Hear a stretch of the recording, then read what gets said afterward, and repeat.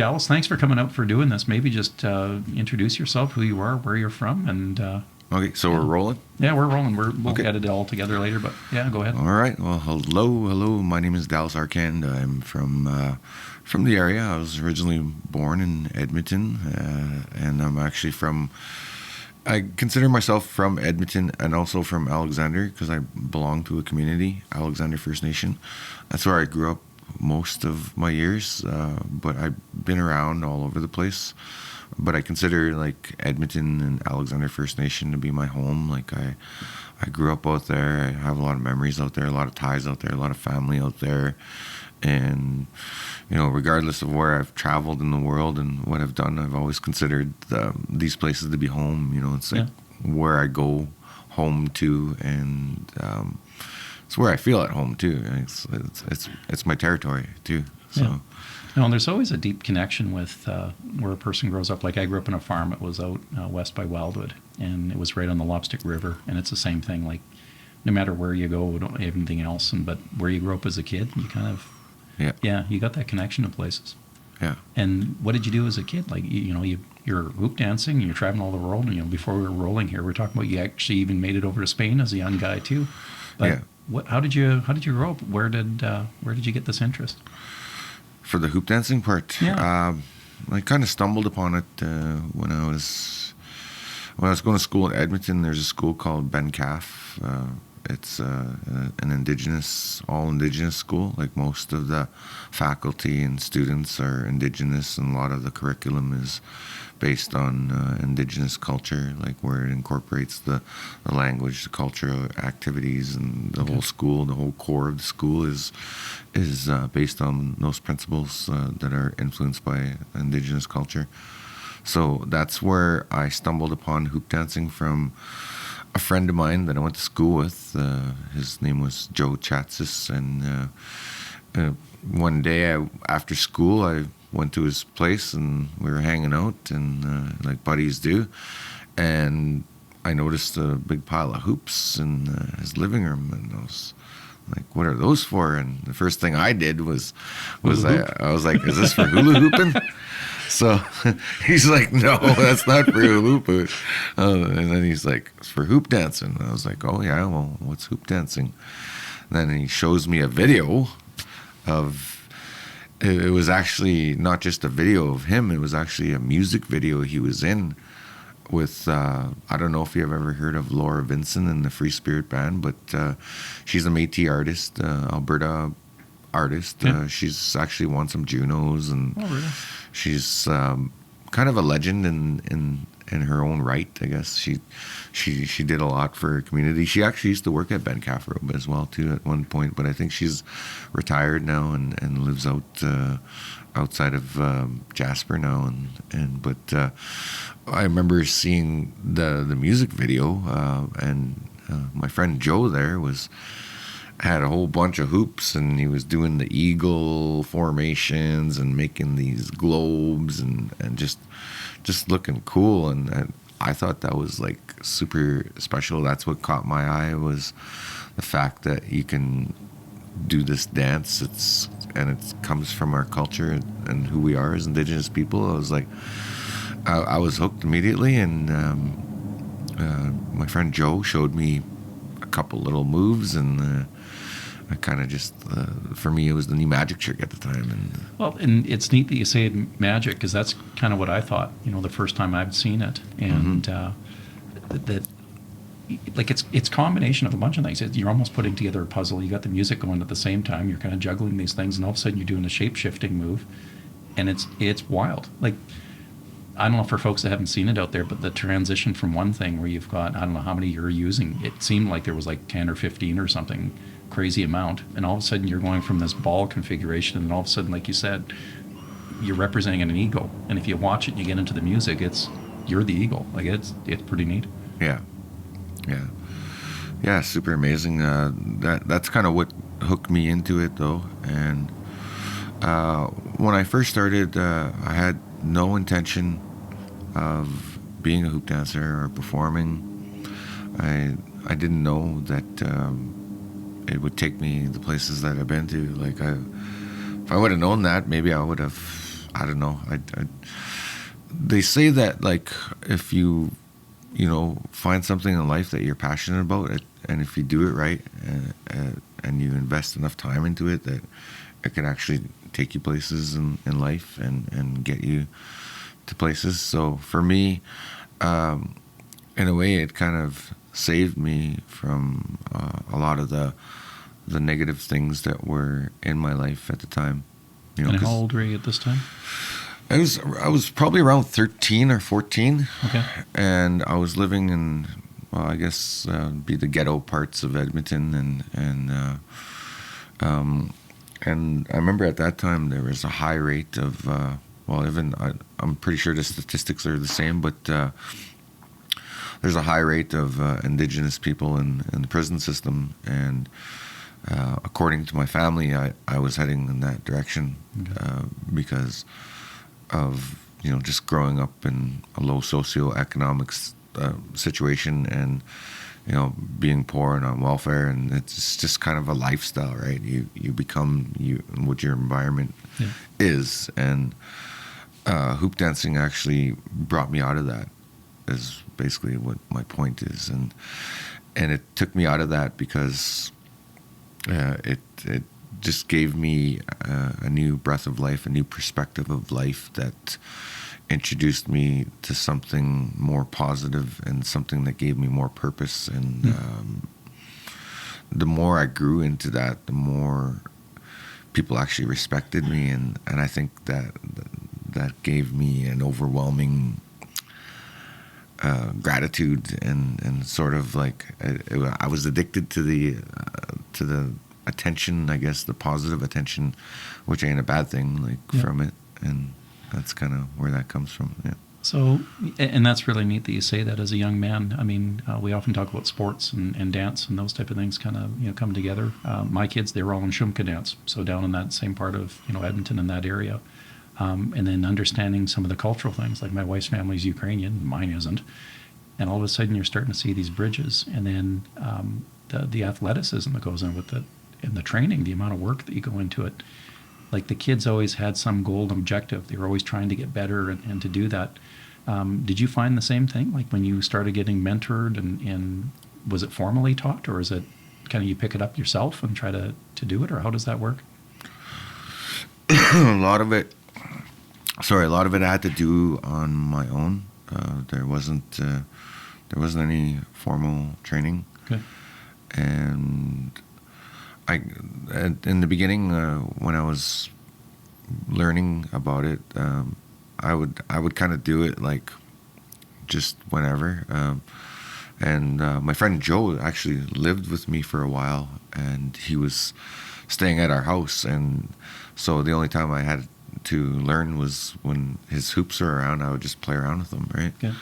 But when he left, I didn't have no hoops no more, so I had this urge. And there was no Home Depot or anything back in those days. Yeah. There was, and I was in the hood. There wasn't even a Walmart. It was Kmart back then. So I had no clue where to get this material. So I guess out of desperation, I saw an old garden hose, and I cut it up, and I made my first set of hoops out of a garden hose. No kidding. And people laugh at me today because my first hoops were garden hose, and they were kind of flimsy. Yeah.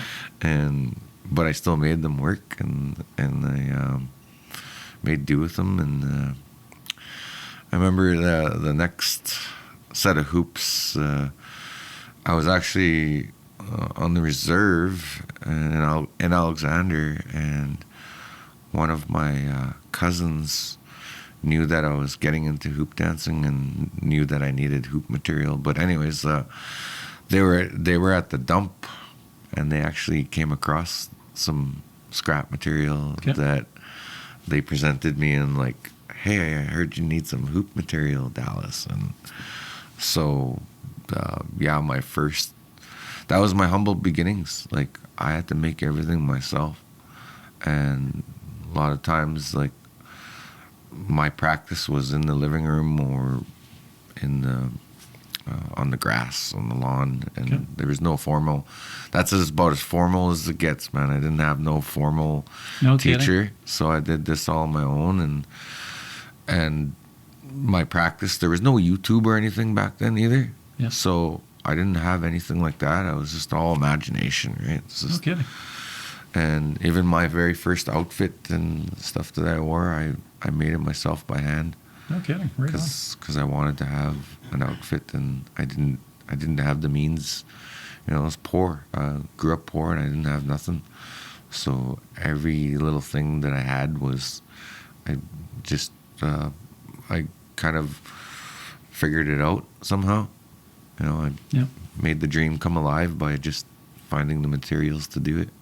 Well, I obviously had a passion on that and industrious enough to figure out how to put it together. That's pretty cool. And then when was your first performance? Like, how did that work? You're kind of training, doing those things, getting your kit together, and then did you go to the school counselor or something and say, hey, let's do this? Or was it at the community? Or No, my one of my bros, one of my older cousins, his name is Ryan Arcand. He's one of the oldest cousins in the family. Like, he's the oldest of all the grandchildren. Okay. Anyways, he used to live with us too, and I always used to look up to him because he was a couple years older than me. Like, he's probably about 10 years older than me, and you know, like when you're young, you always look up to the older ones and, Yep. and envy their lifestyle. So I envied him because he traveled a lot too, and he would go firefighting in the summers and come back with loads of cash, and he would be like doing all these cool things. And here I'm stuck at home in the hood, and you know, it kind of wasn't as fun, but. At times, I didn't know whether he was just going somewhere or doing anything, but sometimes he would go firefighting. But also, I noticed he was going on these trips, and I was like, I asked him, where are you going? Like, seems like you're having like good times. And he's like, oh yeah, we went to this community, and I performed there. I did the fancy dance, and then we met all these people, and so he was part of a dance troupe oh, no kidding. out of the Canadian Native Friendship Center in Edmonton. Okay. So he was part of the a dance troupe that was out of that friendship center back in the day. It was called the White Braid Society Singers and Dancers. So what they did is they traveled around to different communities, like a traveling troupe, and it was fun. It was exciting because they get to travel and see different communities in Alberta and beyond, and even overseas sometimes. And they would get invited to go and perform for, you know, the premier of Alberta, or schools, or festivals, or whatever, right? So I was interested in that. I was like, can you take me? I told him, and he's like, yeah, but you have to come to practice. So I went to the Friendship Center, and I went there, and I wasn't even hoop dancing. He just told me, you got to sit at the drum and you got to learn. So I sat at the drum and learned all the songs and listened to the stories and got to know the culture that way. And that's kind of how I got more into that component. And then which part of the culture, like in our area, we've got, in my constituency, it's Alexander, Paul, and Alexis. So there's Nakota Sioux, and then there's Cree. Yeah. So how does that transpire? Like, again, if you're telling somebody out there like me who's kind of new at that, how does the hoop dancing relate between those different communities? Well, hoop dancing and powwow, they're not really culture specific. Okay. It's sort of an indigenous subculture, if you may. It's like how, okay, I'll give you the best example. Black people or people of African descent invented hip hop. Yep. And they basically drew in all these elements and created this whole thing called hip hop culture, right? Okay. So our people invented this thing called powwow culture. Powwow was never a thing 150 years ago. There's no such thing as a powwow. It only became powwow because of the Buffalo Bill Wild West show, right?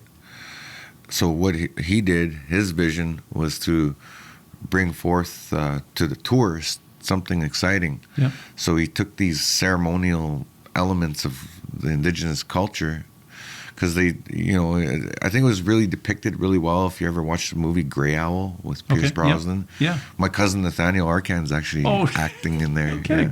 Yeah, he's an actor in that movie. So there's a depiction in that movie where he's advocating, because as you know, he's not native, right? Grey Owl, Pierce Brosnan. He's not native, but he advocates for the natives to, like, okay, we'll come and visit and entertain your guests, but pay us, right? So that's where that whole concept came into mind, like from the Buffalo Bill Wild West show. So he brought in, Buffalo Bill was like bringing in show riders, rodeo, whatever, it all came from that. So that's where the format of powwow really came from. Okay. Like nobody could really say otherwise, because where's the proof? Because I know, I've been around long enough to know these things, and to know that powwows have only been around for maybe 100 years, maybe around there, not quite, because they never really emerged until like after that whole Buffalo Bill Wild West show. I'll be darned. So powwow is a subculture of our culture, which all indigenous people contribute in some way. But in powwow, there's 3 women's dances and 4 men's dances that are the main categories. Okay. Depending on which region or territory you are, usually determines the type of influence, cultural influence on the powwow. So for example, if you're down in California, which is powwow, it's powwow season there right now in California. It's called the California Circuit, right? So in California, all those tribes around there, they integrate sure they'll have the main powwow categories, but when they're not doing the powwow stuff, they do this thing called bird dancing. Okay. And it's where these guys stand all in a row. I don't fully understand it. And then they sing to each other, and it's their cultural dance from that area. Okay. But there's still the main powwow stuff that goes around. So powwow, the 3 men's or 3 male categories ladies categories are ladies fancy, jingle, and traditional. Okay. So ladies traditionals, where they're with the fringes doing that slow, graceful dance. Okay, gotcha. They got all the heavy beadwork. And that's kind of more of a slower paced dance. It's not very exciting to watch. Like, you have to understand the gracefulness and the amount of beadwork that they wear, and it's more about having an appreciation. It's like art and opera, I guess, in a way. There's a certain amount of people that like that, right? So that dance isn't that exciting, but a certain amount of people respect and know that dance, and right, they watch it, right? Okay, and then the other ladies' dances are ladies' jingle. It's where they have the jingles and the cones, and it's like really, it's a little bit more energetic, and it's a beautiful dance to watch. And that's the category of the women's dance that has the most dancers in it, because I don't know why, for some reason it's like maybe an easiest dance to do or make or popular for some reason. Like people of all shapes and sizes to do it, because only certain body types can do certain dances. And then when you get to the ladies' fancy shawl, which is the 3rd one, you got to be more physically fit, skinnier to do the ladies' fancy shawl, because you're holding up a shawl, you're dancing really fast, and the songs are faster. And so those are the 3 main women's dances, and that's all there is for powwow for ladies. So, and then that separates by category, by age. So there's juniors, teens, adults, senior adults, and maybe even golden age. But golden age, I've never really seen golden age fancy dancers. Okay. So anyways, to the men's side, there's 4 main dances. So they have fancy feather. That's what the 2 bustles, they'll wear one up here in the shoulder and one on the bottom. Okay. And it's a faster paced dance. And that one, it's fairly popular. And then the other men's dances are the men's traditional.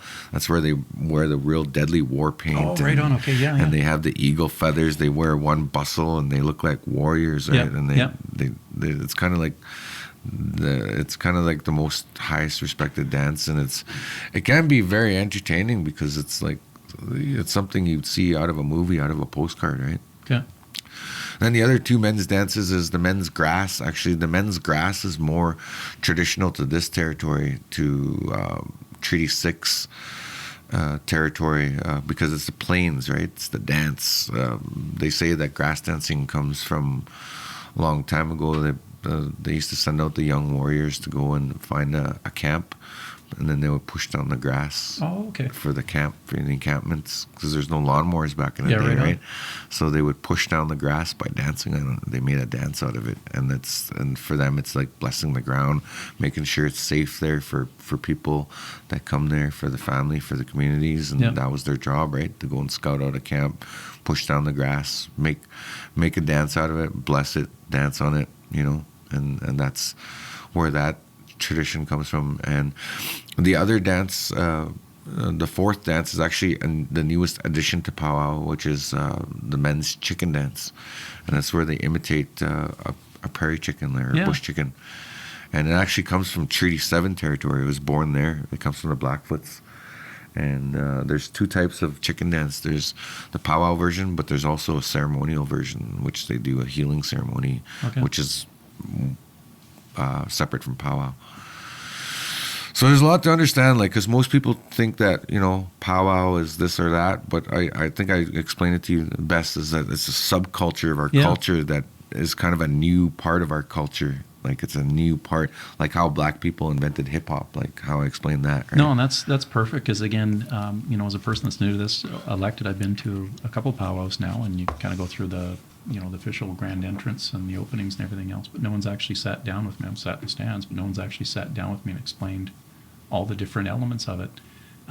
Chief Rain, we were at one event, and he explained the ribbon dress. And realizing how relative that was, and he goes, well, it was the Ukrainian settlers that first we used to work together, and we all settled in the same area, and they were the ones that gave us the ribbons. So there was some of this interaction as everybody was coming together on the plains at that time as pioneers and working together and doing that. But so thanks for that background information. That is really cool. Yeah. And then the sub-regions too, again, understanding you've kind of got Treaty 6, Treaty 7, Treaty 8, and then you got Treaty 10, and then all of a sudden you get into the U.S. How is the hoop dance related to that then? So is it another subset of one of those other four main dances, or is it something unto itself? The hoop dance, they say that it came from Taos Pueblo in the United States. Yeah.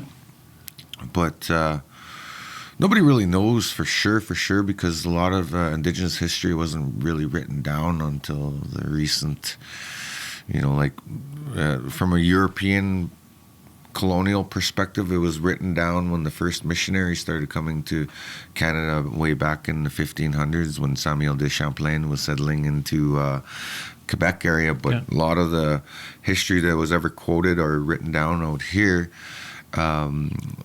was only from the fur traders or from the fur trade, right? That was how a lot of the economy was driven back then, and how a lot of the early pioneers came into here in the areas. So a lot of the history that was recorded was through stories, through songs, through culture, through whatever archaeological artifacts were left behind. But the hoop dance, though, nobody really knows that answer to be a black and white answer. It's kind of an area of gray. Like, I've asked people in different parts of the country, and I've been told that every tribe or nation has their own version of the hoop dance. But really, the hoop dance that we do today, the one that you see, the one that is popular, I guess, I think it just migrated its way this way. So let me give you another example of which people don't pick on as much, but so the grass dance, for example. It comes from this area, but there's people in the desert and in Florida doing the grass dance. No kidding. Oh yeah. That is really cool. Because powwows are all across North America. Yeah. There's powwows in Texas, California, like I said, Florida, New York. I was down in New York, and the Bronx. And there was a powwow in the Bronx. No way. They're everywhere. That's what I mean, man. That's our hip hop, That is really cool. So, but grass dance comes from here, right? and it ended up over there because powwow, like I said, it's a shared common culture that all indigenous people contribute to, and it's based off of those dances, and then the drumming and singing as well, right? There's that element of it as well. So and the format, I can explain it, like there's the MC is just as important as the dancers too, and the like the MCs of the powwow, the masters of ceremonies, because they're the ones that are kind of conducting things, right? Yeah. And then they have a whip man, the arena director, the guy on the floor that's directing traffic, Yeah. that knows how to do things properly because they have to be done a certain way, right? Just like we're at an airport here, there's protocols to follow, right? And there's protocols in our culture as well too. Like even though powwow is like a subculture of our culture, which all indigenous people contribute to. So that's the way that, like, a way to look at the hoop dance too, is that even though it came from over there, we each kind of all adopted our own version of it and kind of tell our own story and have our own connection to it, whatever tribe we come from. So the coastal tribes, they'll use coastal designs. They'll have their outfits look more coastal. Okay. They'll have a lot of different designs that are incorporated. So that's how you can tell where a person comes from, by their design, by their language, by their last name, and everything like that. Oh, neat. Yeah. Now, is the hoop representative of something unto itself, or? Well, the hoop is, the circle in general. The concept of the circle is very symbolic to our way of life as Indigenous people, because everything that we do in our culture as Indigenous people always revolves around the circle. Okay. So when we gather in a circle, like we have a sharing circle, right? And then when in wintertime like this, we have round dance where we dance in a circle and hold hands, right? Okay. And it's all about creating that circular environment. And even our traditional dwellings, the teepees, for example, those are in a circle, right? Yep. So the concept of the circle is very important to our way of life. And the circle, it represents a lot of different things. Like if you look at a tree, you can see the circles in the tree, right? It represents for life, right? Okay. And it just kind of reverberates that way throughout our culture and our way of life. And the hoop, though, itself, there's a couple of different philosophies that are based off of the hoop itself. Like there was a gentleman by the name of Kevin. He just recently passed. What's his last name again? He wrote a book called Mending the Sacred Hoop, right? So it's like a philosophy, I guess, like the circle in itself. It's like a way of life. It's like honoring our ancestors and connecting ourselves to the land and to our ancestors, to our family. That's what the sacred hoop represents. Okay. It represents more than that. Like when it's together, right? When it's together, that represents that connection, and it's continuous, right? Yeah. It's a continuous flow. Oh, his name was Kevin Locke. He was out of the States. He was actually out of where the Sioux people originally come from, in North Dakota, I believe. Yeah, because as you may not know this, but and not a lot of people do know their history, but the Nakota Sioux people, they're not actually from Canada or Alberta. They came up here. So the story that I've been told by some of my cultural knowledge keepers is that when everybody knows the world famous Custer story, General Custer, he was going around massacring tribes. Yeah. So anyways, he went into the Sioux tribe and tried to massacre them too, but they knew he was coming, and they kind of got word, and then they kind of waited for him, ambushed him, killed him. And then so what happened is after they killed Custer is that there was a certain tribe of Nakota Sioux that came to Canada to flee the U.S. cavalry that were hunting down tribes and trying to kill them, right? So they came up here, and when they came up here, the Blackfoots said, hide in our hunting grounds. They won't find you there. Yeah. And that's why, like, if you look at where the Nakota Sioux are situated, they are all alongside the west side of Alberta, which traditionally that's not really their territory. That's kind of an in-between space of where the Blackfoots kind of told them that that's where they can hang for now, and it was only supposed to be kind of temporary. I guess I'm not too sure, but anyways, when the government was coming around making treaties, that's where they were at the time, and that's why they got that area now. So if you look at that, how that whole, so it goes as far north as Alexis, Paul Ban, and then you go down to Morley, and then there's Bighorn, and then there's also what's that other place there by Longview there? There's another res there too. But all those reses, it's all like from north to south, side. All on the west side of Alberta, and that's how they got there. And well, I picked up a book, and it was the Treaties of Canada, and it was like in the bargain book bin at Chapters or something, and thought that was pretty cool. So for $5, and it had all the treaties, and it did speak about that event, and it was around Lake Winnipeg too.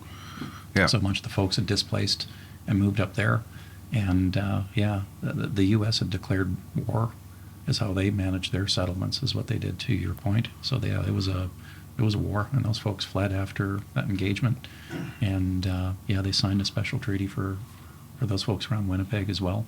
So that makes a lot of sense. And then I'd heard also that there was trade routes. So I don't know when that came about. Maybe that was after that engagement or what had happened there. But it's interesting to get some of that other background and that history, and it's, in the context of things, it's pretty recent history too when you think about it. It's only going back a couple hundred years. Yeah, like my great grandfather was Nakota Sioux. Like his name was Henry Paul, so he was Nakota Sioux, and he was one of the 4 main Paul brothers that were part of a big family that's actually extended like far beyond my understanding. Yeah. So I guess I got somewhat of extended family. Like I just tell people who my great grandfather is, and the rest tells itself. Oh, no kidding. Yeah. So that's cool background, and thanks for taking that time to explain it to me, because it's the first time it's all actually been explained that makes sense. So that was really cool. So now you're, just to go back again, you're kind of learning as a young guy, you're trying to pick this up, your cousin's taking you out, you're at some practices, and then when was your big chance? When did you get up on stage, and what was that like as a kid? I vaguely remember some of the shows, but the whole dance troupe thing, it helped foster me into it, because I didn't just go out alone. Okay. And it really trained me. There's this lady named Martha Campio. She's still around today. She actually runs the Alberta Indigenous Games, the big event that happens. They actually have a pretty big following. I did an event for them actually recently, and I've kind of kept her in my circle. After all these years, I've still stayed connected and acknowledged her, because she was part of my beginning, my humble beginning, and I show thanks and acknowledgement to that. But anyways, some of my very first shows was with the dance troupe, and one of the biggest ones that I remember was doing the Heritage Days in Edmonton. Oh, no kidding. Big festival. And we were part of it as an Indigenous act there, and it was pretty neat. It was my first big crowd to perform hoop dancing for, and I was very shy at the time, and I didn't really know how to dance that good. I didn't have a really pretty outfit or anything. I was just kind of did the hoops. That was my garden hose hoops. That's awesome. So people probably saw me like, oh, okay, I'll give them a pity clap or whatever. But it was some of my humble beginnings, and I never thought that.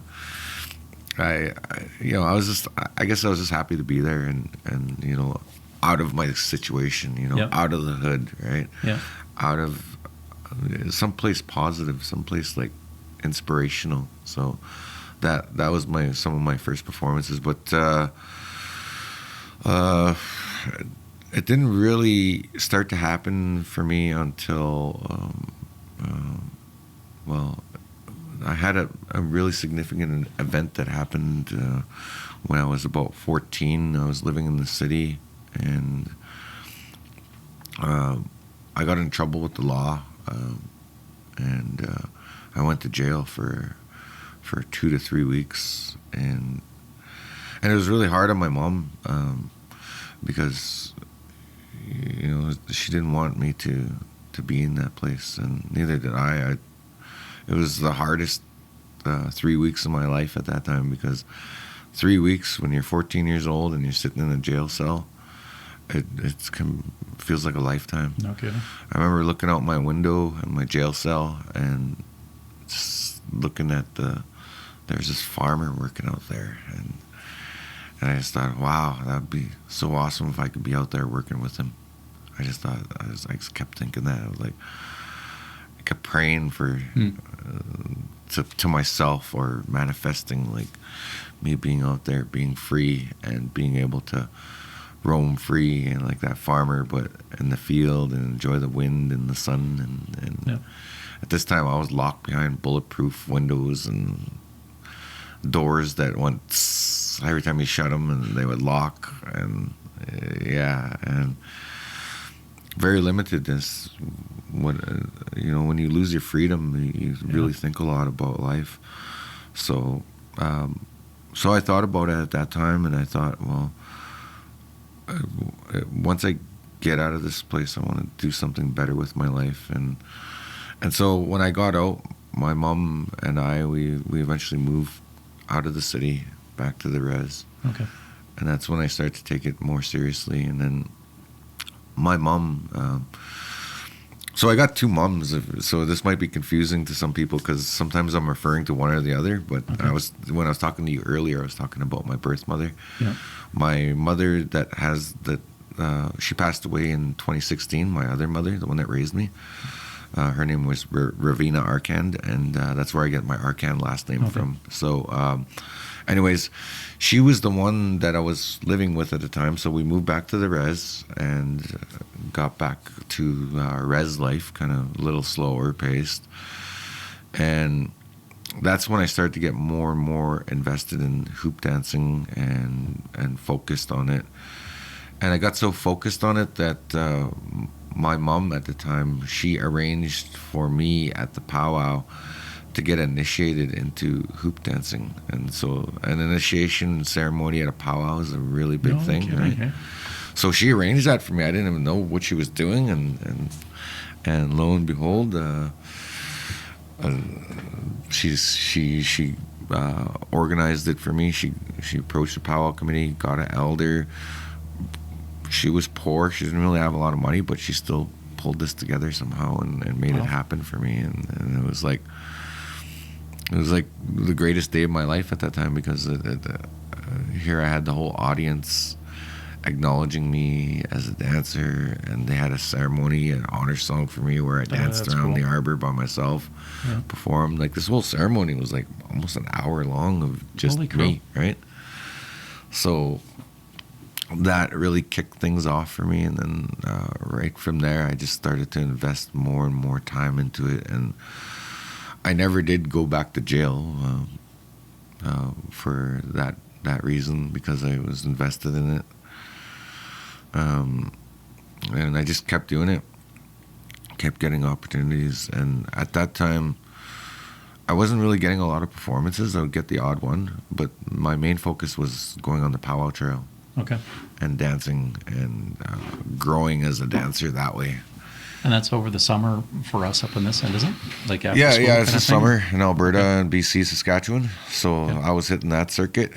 And as I went along, I sort of I just became more and more invested in it. And it just kind of led more into that. And then the thing about that is it brought me closer to culture.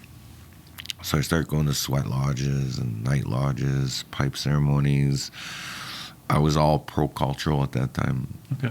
And I stayed away from, alcohol, drugs, and all kinds of stuff at that time that were going around. And, it really did a lot of good for me at that time. Well, it sounds like there was a lot of good folks that saw something in you and wanted to help you out and brought you into that community too. Yeah, for sure. So that's kind of like best way I can explain it. Yeah. The story of that. Yeah. Yeah, that's really cool. And then you're also mentioning too that you actually got to go over to Europe as a young guy, so Yeah. tapping into some of that too. So what are some of the places, the unique places that this dance in your culture has taken you? I've seen almost every place in Canada. I've been almost. I think I've been to every single town in Alberta. Been all over, like BC, different parts of BC, Canada. The only place I haven't been to yet was, there's two places in Canada. So the Yukon. Okay. I had an opportunity to go there, but I was booked at another event and I couldn't go. I would have loved to go to Whitehorse. And then Nunavut. I have never been up to. Those are the only two places in Canada I have not been yet. But everywhere else, I've been to almost every city, That's cool. every town. And then the United States, I've been to quite a few states, and not bad for a res kid and hood kid, because most people that grew up in those settings, they don't ever get a chance. Some people haven't even left the province. Yeah. Some people, the farthest they've ever traveled is maybe 2 hours away, right? Yeah. So I guess it's a big thing for me because I've traveled around the world. Actually, I've traveled internationally. Like I was saying to you earlier, I've lived in Spain. I had a contract there with Universal Studios Mediterranean. When I was 23 years old, I had an opportunity to go and perform overseas, so I took it. And just all throughout my my upbringing, I've had little jumps and little opportunities, little successful nuances, I guess, of how I've progressed and evolved as a performer, as an entertainer, as a hoop dancer, as a person, as a human being. I've been able to kind of just gradually grow onto the next thing, and eventually leading me to being the star of the show at the Calgary Stampede and the Grandstand show and the rodeo show, the Chuck Wagons, the Midway show, and all that, and performing in front of 25,000 people per night. That's wild. Doing it for, I think I starred in the Grandstand show 8 different years, not all in a row, but I think nobody's ever topped that as an Indigenous entertainer. No one has ever starred in that show 8 times. That is really cool.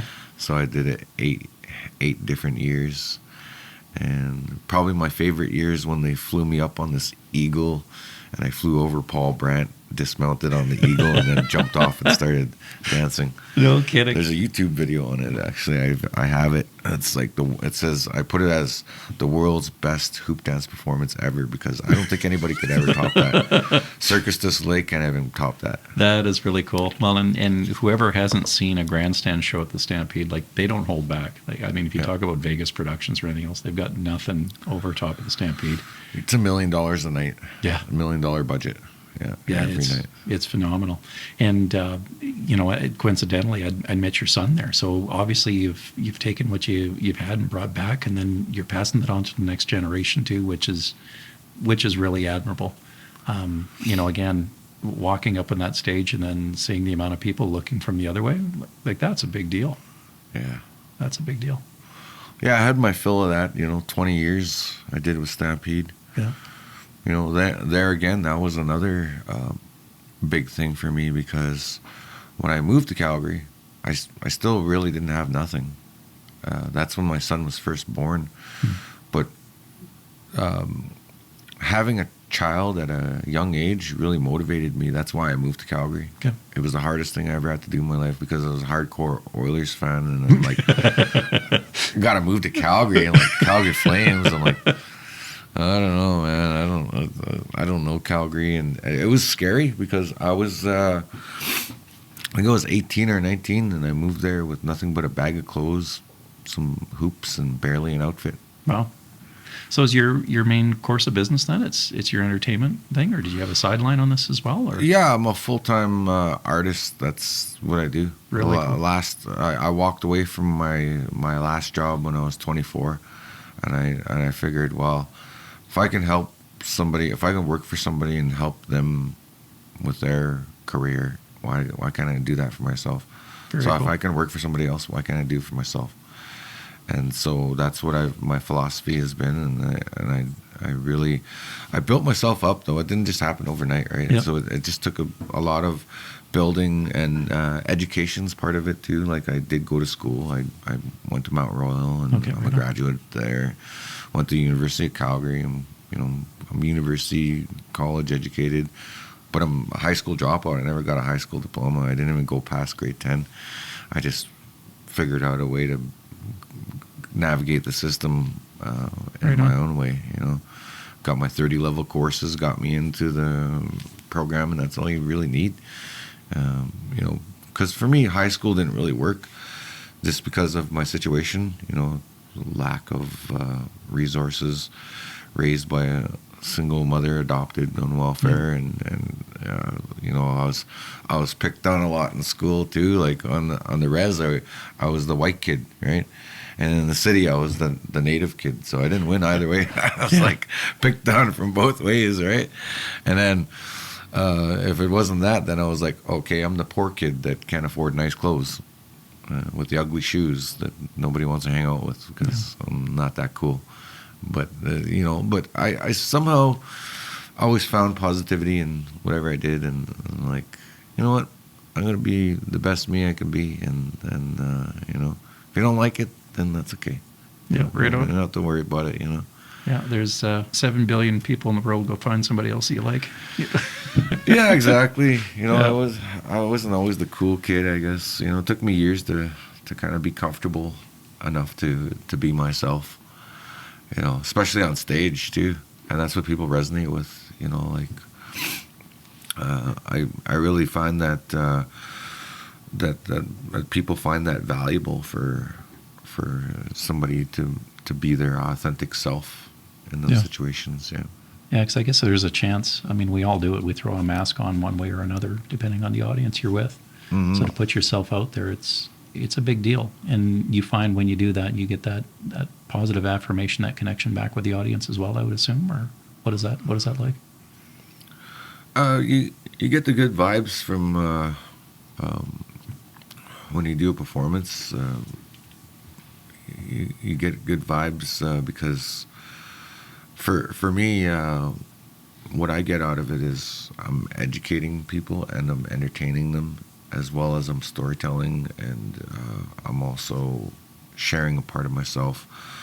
So when I do shows, I guess that's what the takeaway is they're inspired and enlightened in a way, and educated. So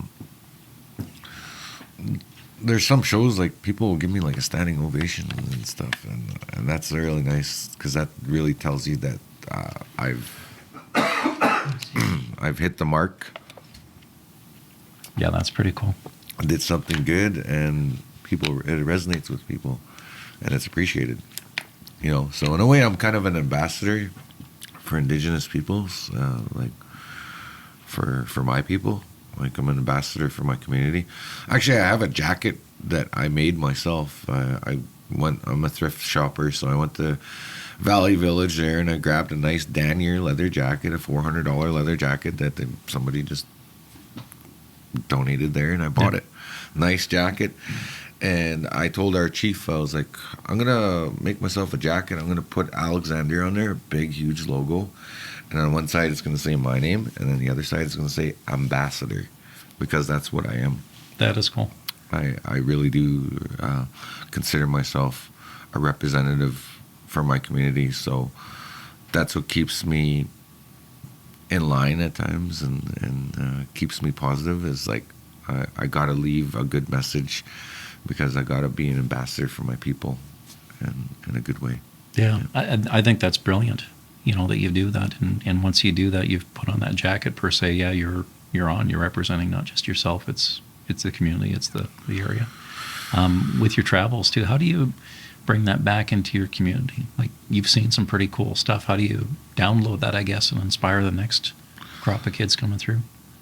Well, I used to go out and reach out and run programs, but now because of technology, I find it a lot easier to connect with people online and social media, because most people their attention is on the screen all the time. Yeah. Like we're doing a podcast right now, and I guess that's where we're going. We're sending it to. See, these guys are on their screens. Yeah. We're all on our screens, right? Yeah. We're all on our devices. So that's the way to do it. Is because during the pandemic, I reached over 1 million people during the pandemic. Wow. On a regular weekly basis. I would reach 1 million people around the world. That is so cool. Because my channel went from I created something called Powwow Dance Aerobics. Okay. What it was is like every morning at 7:30 in the morning, every day I would turn on my camera and be like, "Hello, Tansei Bonjour, good morning, everybody. Welcome to Powwow Dance Aerobics. I'm your host, Dallas Arcand." And Very cool. and I would do the class. I would do a half-hour class of like, okay, let's get dancing. I know we all have to stay home. Let's stay healthy. Yeah. And so I would do it like I don't know if you remember those 80s workout videos, and and left and yeah. right and left and stretch, breathe, it was like a workout show, right? Yeah. So that's the way I treated it. That was the format I used. Simple format, exercise, workout, stretch, have some positive quotes on there, to inspire people. That is really cool. So that's why my show resonated with a lot of people. So I did a half an hour, and I was consistent. I did about, I think I did about 900 shows in 3 years. Holy crow. Like close to 900 or something like that. So I did one every day. And what did the rest of the community that was in the powwows and dancing do? Was that they liked it too? Yeah, there was people from the powwow circle. There was non-Indigenous people. There's people from around the world. There was people from Malaysia, people from Ireland, people all across Canada, so all walks of cool. life, and they liked it. Yeah. It was enlightening to them, and some of them even still contact me, and they're like, "Well, we missed your show, Dallas. We wish you could do it again." I'm like, "Well, I'm busy doing other things now. I wish I can go back to doing it too, but I unfortunately, I'm not on lockdown anymore, so I have things have opened up, and now I'm onto other things, right? So I wish I could have done it, but I got to do other things that pay the bills, and also my other passion projects as well." That's cool. Well, what other projects are you getting into? You have some instruments here too. You're showing us earlier on the flutes, which would sound amazing. Yeah. by the way. These are traditional instruments, but right now my one of my hobbies is actually I like fixing up things. I like building things. I like doing carpentry, like building, construction, and I like making stuff. And right, so I just bought my first house. So I own a piece of Edmonton. So I just bought a house in Edmonton. I just got possession of it on September 20th. Oh, right on. One of the hardest things I've ever had to do in my life is buy a house. Yeah.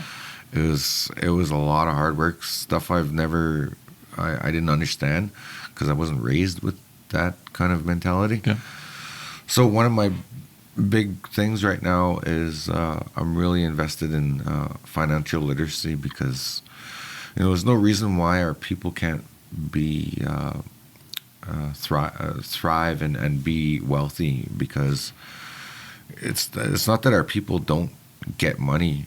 It's just that our people don't know how to use money and leverage money properly, and things like real estate is a big one. So I'm really invested in real estate right now, and I'm trying to teach that to my children because like, sure, I've made decent money performing and doing shows and whatever, but I really had nothing to show for it, because I thought, if I perish, what do I got to leave for my kids? Yep. And now I'm actually a grandfather now too. Well, congratulations. My son gave me 2 grandchildren here in the past couple of years. Wow. So I actually have 5 grandchildren, and they're all from my son. Well, the step grandchildren, I consider them an extended part of my grandchildren.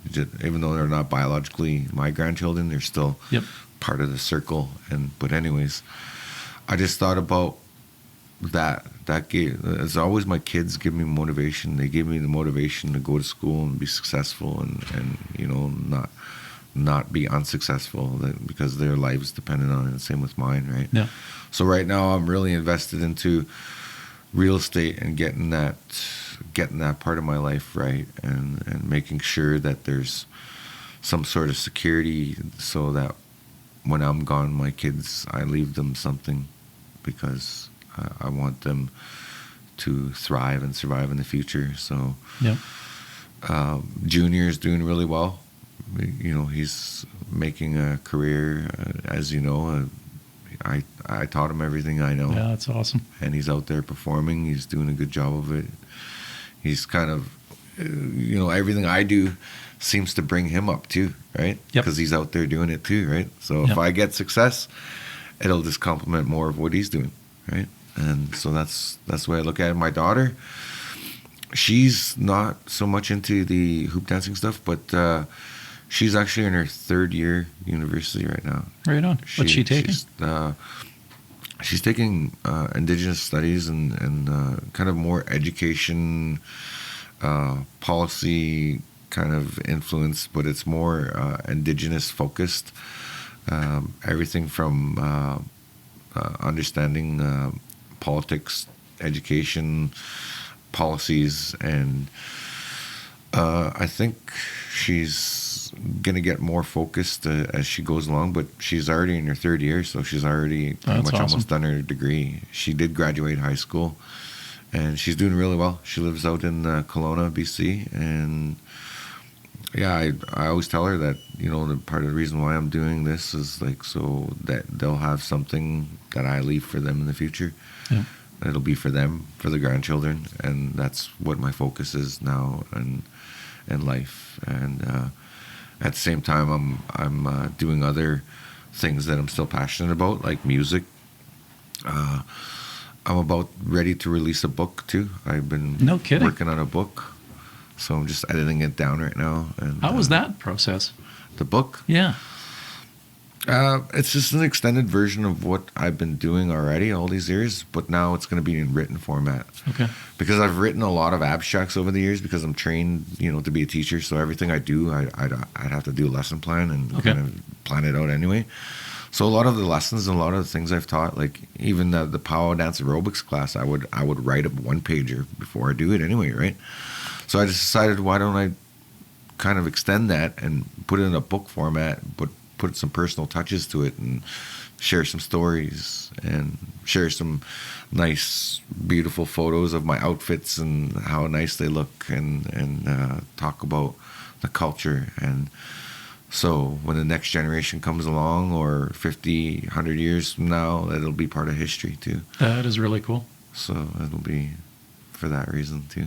Well, as soon as you get your book finished, let me know, because what I'll do is I'll table it in the house, and then it'll be on the actual Alberta archives. So, Nice. yeah, if you wouldn't mind, that would be pretty cool. Especially from our area, we get a chance to, you know, one of the things in my role is to pass along that as well. Because when you're elected, you're the voice, or I'm the voice of just shy of 50,000 people. Yeah. So when you go in there, it's pretty cool to be able to tell our story, and our area has some pretty cool stories. So I'd love to make sure that yours is in there too. Yeah, exactly, and that's what the book's all about. It's about sharing cultural knowledge, and you know, so people don't have to guess. It comes right from the horse's mouth, as they say, right? So Yeah. you know, I'm a real Indigenous person that has lived these things and learned these things, and I spent a lot of years researching this stuff too, right? So, Yeah. Well, you're approachable, which is really cool. I know maybe it's just our generation that's getting past some of those other things that took place, and those barriers that were, I believe, artificially put between us. Mm-hmm. So if we can talk openly and figure things out and have these conversations, well done, because that's what we need. Yeah. And like my kids in school, I mean, they've taken a lot of this. You know, the curriculums have actually started to teach. My generation, we didn't have any of that in school. Yeah. You know, when you talk about residential schools or anything else, I had no idea. You know, It wasn't until my 20s that I took a Aboriginal awareness training course through work, because I was in construction. So we were heading into a different area, and we had some sensitivity training. Until then, it was like completely blindsided. Never knew this part of history at all. And then when we were growing up, I mean, Out in our areas, the Dakotas were, family friends. My grandpa had been out there for years. Everybody just kind of worked. We're all a dog pile of kids going to a small little school. It was the same thing, rural Alberta. But yeah, having those conversations means a lot. It goes a long ways. Yeah, totally. Yeah. So with your music on that side, I'm dying to hear some of these pipes on, get some of these audio recordings. You were saying they were ironwood and somebody had made them for you? Yeah. This one's made by a gentleman locally. The flute says Takwakin. I don't even know what that means. I'm not a fluent speaker in the language. Maybe it's in a different language. A gentleman gifted me this during K-Days this year because I was actually managing and coordinating the Indigenous experience this year. No kidding. I ran the show at the K-Days at the Expo Center. Very cool. Had a whole hall, the entire Hall E. I designed and programmed that show. No kidding. Anyways, a gentleman came up to me and he was a flute enthusiast and he knew about me playing flute because I'm actually well known across Canada, I guess, for playing flute because I won some awards for it, like some Indigenous music awards and anyways, yeah. This one's a pretty neat one though. It's a handmade one.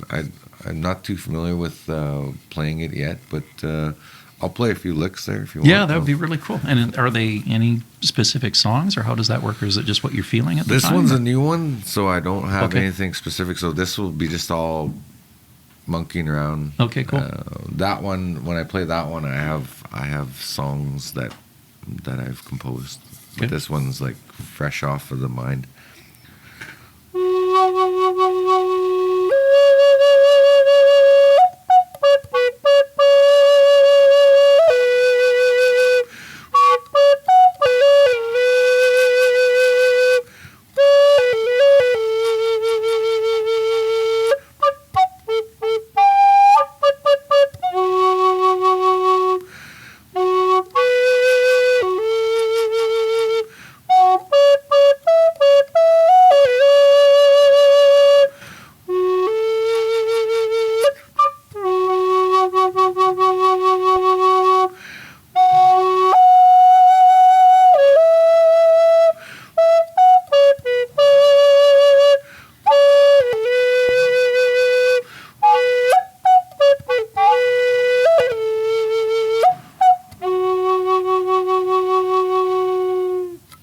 That is cool.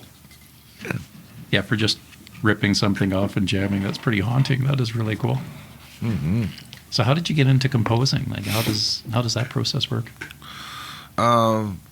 Flute is kind of it's a different animal when it comes to composing music. Like, first of all, you got to get a taste for it, a feel for it. It's got to come from inside of you, like the flute music.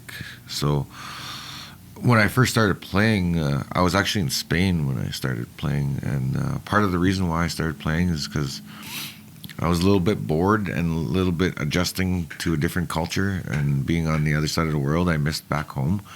So the flute gave me a sense of reconnecting with back home and my people and my community, because I was over in Spain and I was culture shocked by being in a foreign country and having to learn how to live over there, and I was working too at the same time. Like, I was doing shows every day. Yeah. So I was introduced to the flute over there, and I've always wanted to to play it. Sorry, I just gotta send this No worries. real quick here. Yeah, sorry, it was my dad. But anyways, when I was in Spain, that's where I got into it, and that was the reason why. So when I got back to Canada, I didn't have a flute, and so I wanted to get one. I didn't know where to get one right away, and then in my travels I came across one and I just bought it. And then I just started to notice more and more there is more and more of them came available by then, and that's when a lot of online stuff came available Okay. and more easily accessible. And the more I traveled, the more I found flutes. I actually got so into them that I think I was overbuying flutes. I was like, Are they kind of like guitars where a person gets addicted to them? Or? yeah, I probably had about, like, at one time 50 flutes. Holy crow. Yeah, and that's how it gets though. Like some of my flute player buddies, they're like that now. Me, I'm like, meh. As long as I got one or two that work, that's all I need now. But right now, I have probably about 8 flutes. I haven't counted them all, so I got 1, 2, 3, 4, 5, 6. Yeah, probably about 6 or 7 of them anyway. And they all play different. They all sing different. And so when I compose, though, the song has to come from me. Like Okay. I have to be able to sing it in my head in order to translate it out of the flute. So when I do that, I can do some freestyling, but this other flute here, this one's an ironwood flute, and this one's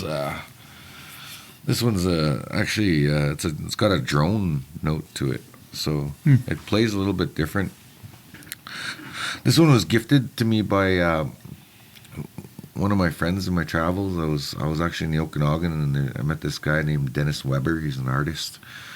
He told me he's a direct descendant of Louis Riel. He told me his grandfather is Louis Riel. Wow. And he's a big time flute collector. So he gifted me this ironwood flute, and it's like rare ironwood, and That's it's wild. like, yeah, it's really cool.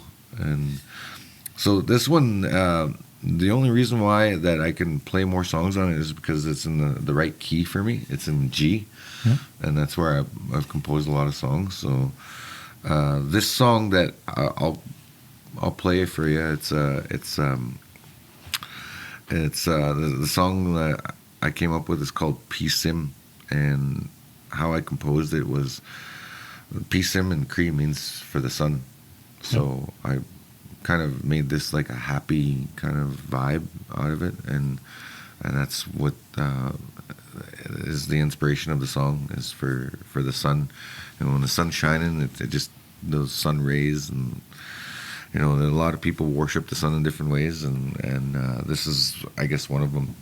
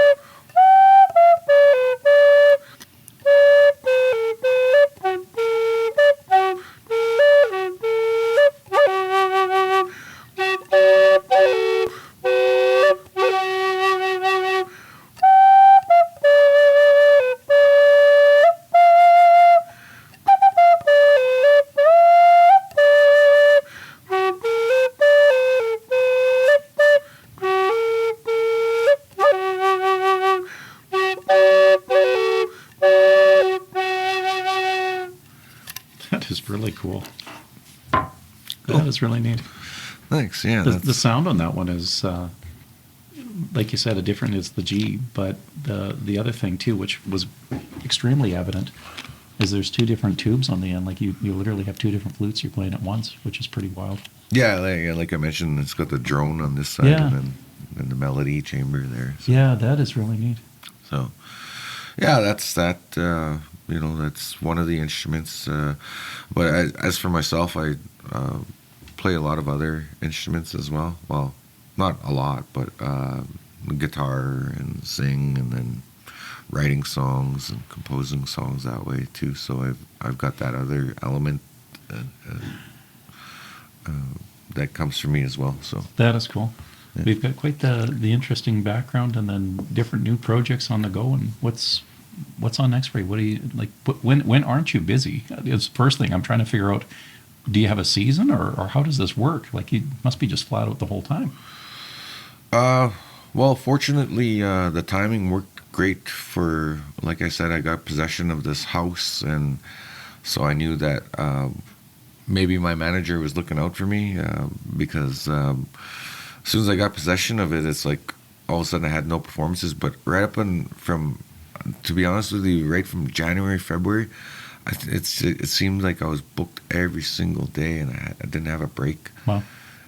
But I guess it kind of worked out because I'm a strong believer in manifesting your destiny, and I think I really put a lot of focus into like where I wanted to go and what I wanted to do. Like I mentioned earlier, I wanted to get into real estate. I wanted to secure a better future for myself and my children. And the thing is about being an artist, the scary part is that we don't have retirement funds or retirement plan or whatever, right? It's just like there isn't a retirement plan for an artist. It's usually we just do it till we die, and that's it, right? There's no contingency or nothing, right? Yeah. So that just kind of scared me because I'd feel bad on my last days on earth here, knowing that I have nothing to leave my children. But now I'm in a place where I feel a lot better about that. So, worked out great though that I'm doing this. So whenever I'm not busy, I'm doing my passion projects, like working for myself. I'm a self-employed person, so I always tell people every day I work, even though it doesn't seem like it. I may be sitting over here looking like I'm screwing the dog or whatever. You know the saying, but I mean, like, it may seem like I'm not working, but I'm actually working. Yeah. You know, if I'm on my device, I'm working. I'm actually on my page promoting something. Yeah. Right. Even I incorporate my renovation projects into my page and just tell people like, hey, I'm not a trained carpenter or anything like that, but look at me, I'm fixing up my house. Yeah. Maybe it'll inspire somebody. Maybe give them an idea or something, right? So, well, it's the first conversation. I'm going to say the first because it's not going to be the last. I can tell that. Really cool to talk to you and get to know you, especially from the area. You've been a phenomenal ambassador, and for you to give me up some time here as well to be able to just talk and share that. And then downstairs, so folks that are online here, we're actually in the aircraft hangar right now, and we're upstairs in the boardroom. But Dallas had articulated he always wanted to fly. And for me, I was telling you my musical inclinations aren't that well. I sure as the heck can't sing or play an instrument well. But I love jumping in the airplane. Mm-hmm. And for me, that's being up on God's doorstep. Like when you can jump up there in that bubble canopy and you see the clouds and you see the mountains and you see the fields below and everything else. For me, that's my spot. So I would love to share that with you, man. I'd love to get you up there one day and go for a flight and whip up to the mountains or go over top of Alexander and see it from above. And then I'd love to see what happens, what that might inspire for you as well. Mm-hmm. And if you're interested in get your pilot's license, it would dovetail well and with everything I've heard about from you today. Nice. So, yeah, I'd love that. So I'm new at this too for these type of podcast things. And again, like I said, they're just conversations. So is there anything else you'd want to add that we haven't touched on that you think we should talk about? I really don't know because it's your show. It's whatever you want to talk about, and I'm grateful for where our community is going. I'm actually wearing a Chief George Arcand shirt. Oh, right on. So I am somewhat political. I support good leadership in our community. Right now, our current chief, he actually just got reelected into chief position, and I think our community is going to be really thriving and really doing good because we have the right people, more qualified people like that have the education, the passion, and the know-how to run a community and to lead a community and to be good leaders and to always do the right thing for the people and to also create more resources for our people and bring more people together. That's what I see with our community right now that's happening, and it's really exciting to watch because it makes me happy. It makes my heart smile to see that our community is finally thriving and the right way, and then it's getting healthier, and it's great. So I'm grateful for that, and yeah, it's really awesome to see, and yeah, I totally support that. That's why I wear the shirt, and that's cool. And again, outside observer, this is my second term. I wasn't a career politician, just got into this. It was for the same reason. Like when I stepped out of my comfort zone of had my own consulting company and was traveling and doing construction and working all over the place, and then saw a bunch of changes. And you mentioned the kids changing, man. So I thought if I had to look at my wife and kids, and if I was bitching about something, if I didn't do anything about it, what kind of a man was I going to be? Mm-hmm. So really stepped outside of my comfort zone and stepped up for those same reasons for our area and also for the province. And anybody who's ever been in an elected position, I didn't give them the respect that they deserved from before, because you become the shoulder that people cry on, you become the piñata that people hit. Sometimes you're everything in between because you have to do that. So my observations with working with Chief Arcand, he's solid.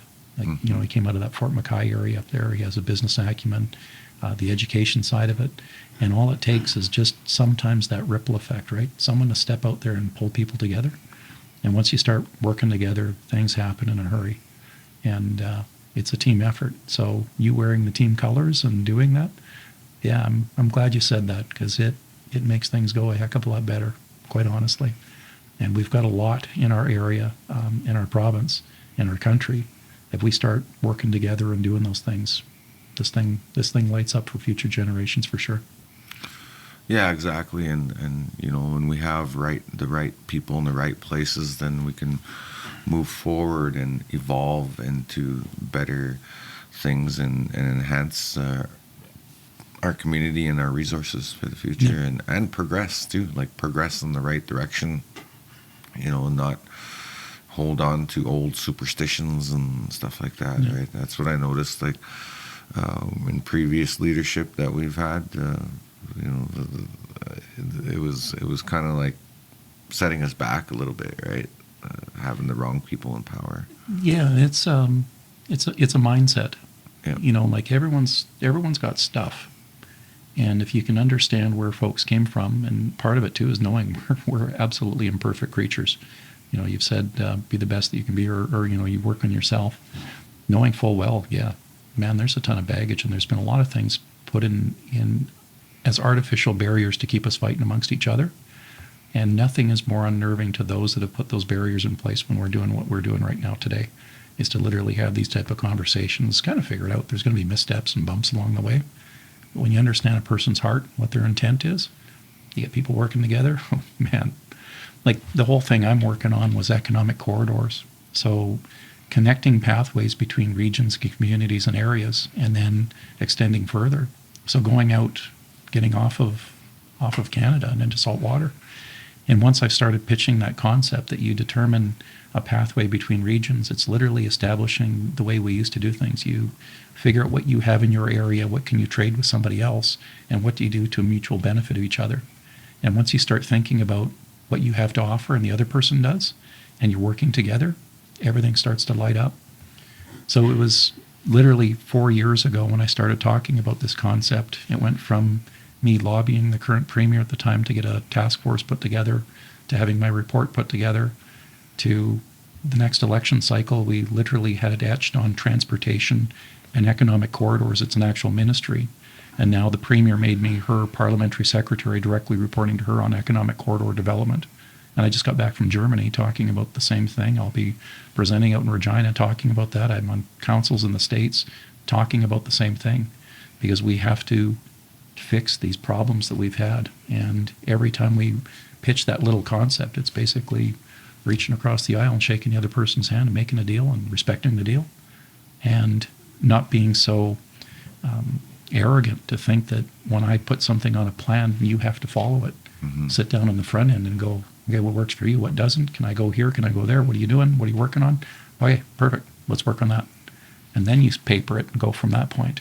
Yeah. But it's really having that meaningful conversation at the front end. Yeah. And then figuring the no-go and the go areas. And then after that, get after it, make it happen. That visualization, that representation, and getting enough consensus and people on board. I keep pitching people, it's time to become Canadians again rather than Canadians. We've figured out everything of why we can't do it. Just make it happen. Mm-hmm. So your area with seeing what's happening out at Alexander, yeah, you guys are making it happen. And full well, you're part of a bigger corridor. You're part of a bigger conversation. And yeah, Chief George is the guy. Yeah, he definitely is. Yeah, appreciate the work you do, and take the time to invite me to your space too. It's nice. It was a nice surprise. I was surprised that somebody of your level of government or stature or status that would invite someone like me into your space. I appreciate being here. Because I don't think super high of myself. I don't put myself on a big pedestal or anything. So, but I think like that this is like an amazing piece here, like that we're putting together. Like your government, man. Like you're you're an MLA. Like not everybody gets this opportunity. So I appreciate it. I'm just like. I guess I feel appreciated for all the work that I do too. That it's valued and it's and that I know I'm not like I don't know how to put it, but I mean like I guess I just wanted to say I appreciate the opportunity of being here too, because I just try to. I've always been a survivor of life, and trying to thrive now, I guess, is my focus, and when I do thrive, it's for the right reasons. Is because I'm thinking about my family and my community, and as I do this, I want to teach these things to my community and influence them in our community. These positive things, like something simple as financial literacy. Like that's what I've been teaching myself, and because a lot of our people get frustrated out there, right? There's a lot of people living hard times, and they don't have to live that way. I'm a big advocate for family as well. Even though I'm not like the perfect family man or anything like that, but I still I have a strong connection with my family. Like right now, I just took on guardianship for my niece, so I'm like stepping up, for the family, and I think we still have a lot of healing to do in our community as well. Yep. So I think part of it it's part of that as well. So yeah. No, I appreciate that, and again, it's those common values, right? Mm-hmm. Like you come back to your family and your faith and your community, and if everyone can take part of that and do what they can, honestly do what they can, and do those things, yeah, things start to fall in line. But and as far as being elected, brother, I'm just a farm kid from out west by Chip Lake that won a popularity contest. So the really cool thing with our political system that I found, again, I was no intentions to become a politician. I thought the politicians were messing up. There was things going sideways, so I had to go figure it out and how it worked, find out that process and that system. And what I've told a lot of folks is flex your democratic muscle before you can't use it, or there's atrophy. There's a lot of folks out there that want to make it complex, but in its simplistic form or term, it's just people doing what we're doing right now, Dallas, is just having that conversation, figuring out what they can do to help. You work together as a team and you go out there and make that happen. And if you're fortunate enough, a lot of good folks come together and they support you. And when you have these conversations, they'll either believe you or they won't. And we're social creatures. 90% of our conversation is all going to be based on body language. And people need to look that horse in the mouth and see if it's the right one or if they're just BSing you. Unfortunately, with the media and social media, people hide behind that. So I tell a lot of folks, go out there and talk to your politicians, bug them, do that. And I don't have a plan on being a career politician. I'm just doing what I can for the while that I'm here, and feel really blessed to be put in that privilege that enough folks entrusted me to try to be their voice and to do what we can. And so I appreciate that. But don't put politicians on a pedestal. The system was made to make sure that everybody can be that person from their communities and step forward. And if we don't lose sight of that, the system works. Really believe that. So I appreciate it, brother. Yeah.